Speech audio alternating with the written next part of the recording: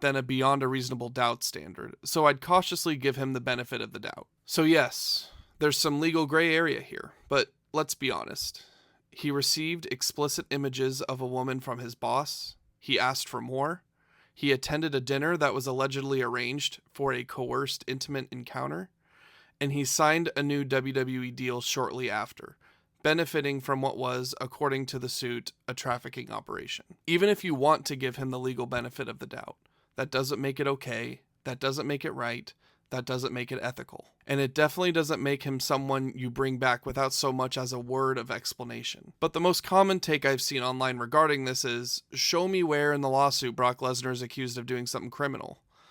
If he didn't break the law, who cares? Here's why that argument completely misses the point. First, legal does not mean ethical. There's a long list of things that aren't illegal but are still deeply wrong.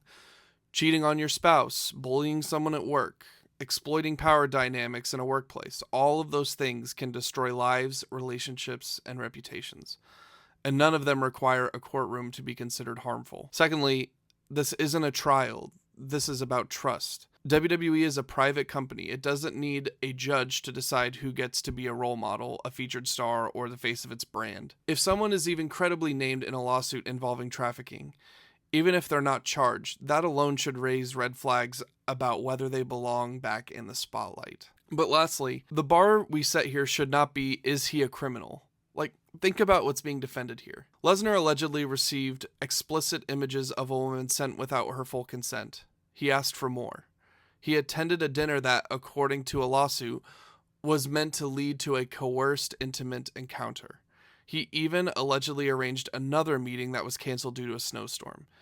Even if he didn't physically assault anyone, he still benefited from a system where women were allegedly being trafficked as leverage in contract negotiations. So no, he may not be on trial, but he's not above scrutiny. This isn't about proving beyond a reasonable doubt. It's about the kind of culture we accept in wrestling.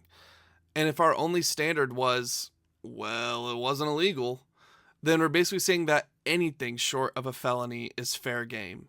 And that's just not an ethical business practice. WWE had a choice.